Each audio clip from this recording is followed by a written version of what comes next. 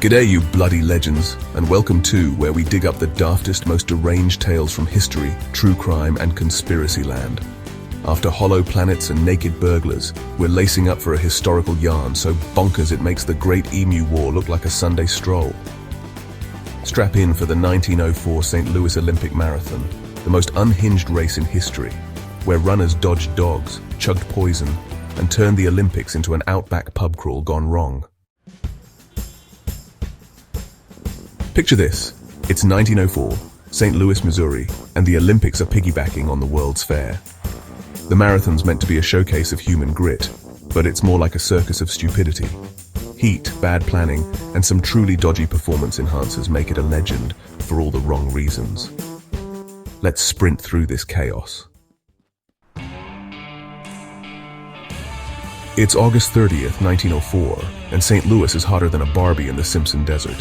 32 degrees Celsius. The marathon's a 40-kilometer slog on dusty, unpaved roads, with cars and horses kicking up clouds like a Mad Max audition. Organizers led by James Sullivan decide one water stop at the 19-kilometer mark is plenty. One, for a marathon. Mate, I need more hydration for a Netflix binge. 32 blokes line up, a mix of pros, amateurs and randos who wandered in from the fair. There's Americans, Greeks, even two South African Swana runners, Len Tao and Yamasani, who are basically here for the vibes. No one's ready for what's coming. The gun goes off at 3 p.m. and it's instant mayhem. The dust's so thick runners can barely see, and cars following the race, for support, are like V8 utes tearing up the track. Then there's the wild dogs. Yep, actual feral mutts chasing runners like it's a meat raffle. This isn't a marathon, it's a survival gauntlet. Visual cut to skit, a runner sprinting from a snarling dog.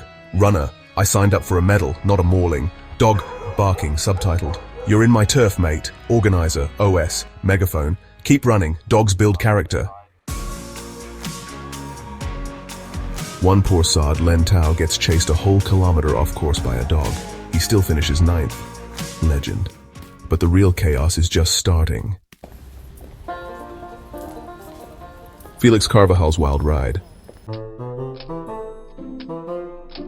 Enter Felix Carvajal, a Cuban postman who's the human equivalent of a VB can, full of fizz, zero plan. Felix rocks up in street clothes, cuts his pants into shorts with a knife, and starts the race like it's a Sunday jog.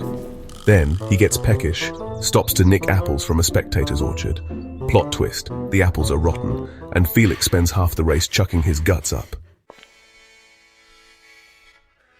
Felix also pauses to chat with spectators, nap under a tree, and basically treat the marathon like a pub crawl. Somehow, he finishes 4th. If he hadn't eaten those dodgy apples, he might have won. Respect the hustle, Felix. I stopped to eat apples, then felt sick. Felix Carvajal, 1904. Mate, you're running for Cuba, not Uber Eats, but Felix's picnic is nothing compared to the next bloke's nightmare. Thomas Hicks and the poison cocktail. Thomas Hicks, an American runner, is leading the pack, but he's struggling in the heat. His trainers, instead of giving him water, because, there's none, decide to enhance his performance with a mix of strychnine and brandy. Strychnine, that's rat poison, not Red Bull. They dose him twice, thinking it'll perk him up. Spoiler, it nearly kills him. Right, Tom, this strychnine will make you Usain Bolt. Tastes like death and regret. Chase it with this, you big sook. Run. I see. The light. Rat poison and booze? That's not doping, that's attempted murder. Hicks is hallucinating, staggering like a zombie, but somehow keeps going. His trainers carry him across the finish line, and he's declared the winner. Barely alive, mind you. And here we have Hicks, looking like he's just wrestled a saltwater croc, being dragged over the finish line. Trainers are cheering like they've just won the lottery. Ah, the infamous cheating scandal that rocked the event. Now, before Hicks managed to cross the line, another American, Fred Laws, jogged in looking as fresh as a Bondi surfer. The crowd goes wild, gold medal. But hold your horses, folks. Turns out, Fred hitched a ride in a car for 15 kilometers, hopped out near the end, and pranked the entire crowd. He claims it was all just a joke, but the officials, yeah, they're not laughing. Fred's disqualified, and Hicks snags the gold, poison and all. Fred's like, just having a laugh. Mate, this is the Olympics, not. The crowd's fuming and the whole race becomes a global joke. Only 14 of 32 runners finish, making it the worst completion rate in Olympic history. The St. Louis organizers cop it from all sides. Newspapers call it a fiasco, and the International Olympic Committee nearly scraps marathons altogether. James Sullivan, the head honcho, shrugs it off like, well, we tried. Tried what? Turning runners into roadkill. The marathon was a fiasco from start to finish. St. Louis Post-Dispatch, 1904. Despite the chaos, the 1904 marathon's a legend. Hicks got his gold, Felix became a fan favorite, and Len Tao proved you can outrun a dog and still place. It's a masterclass in how not to run a race. Why was it so bad? So, what went wrong? First, the organizers were clueless. Dusty roads, no water, and cars everywhere. That's not a marathon, it's a death rally. Second, 1904 science thought strychnine was a stimulant. Yeah, and arsenic's a vitamin. Third, the World's Fair vibe turned it into a sideshow, not a sport. It's like hosting the Olympics at a dodgy country fair. The marathon showed how far sports have come. Today we've got Gatorade, not grog, and proper roads, not dog-infested dust traps. But 1904's chaos gave us a story that's pure gold. Now, could Australia top this? Imagine a marathon across the Nullarbor, 40 degrees, one servo for water, and dingoes instead of dogs. Now we'd at least chuck in a VB stop. Still, Aussies love a yarn about grit, and this marathon's got more heart than a footy grand final.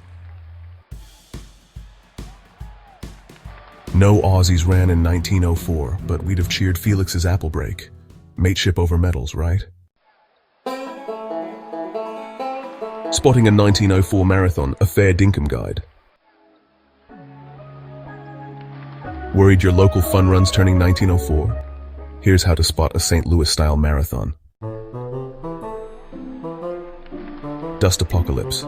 If you can't see through the dirt, you're in St. Louis. Dog gauntlet. Stray mutts chasing you. Classic 1904. Poison doping. Trainers offering special drinks. Run away. One water stop. If hydration's a pipe dream, it's Sullivan's fault. Car cheats. Mate in a ute overtaking. He's the Fred Laws of your town. Panting, dodging a dog. Hang on, is that strychnine in the water station? Grinning. Nah, just energy drink. Maybe some brandy. Sprinting off. I'm out. This is 1904 all over again. If your race has dogs and dodgy potions, maybe stick to Netflix. That's the 1904 St. Louis Olympic Marathon, a race so wild it's basically a comedy sketch. Cheers for watching. If you loved this dusty disaster, smash that subscribe for more history, true crime, and conspiracy laughs. Next up, maybe we'll tackle a rogue Aussie tale. Stay hydrated, you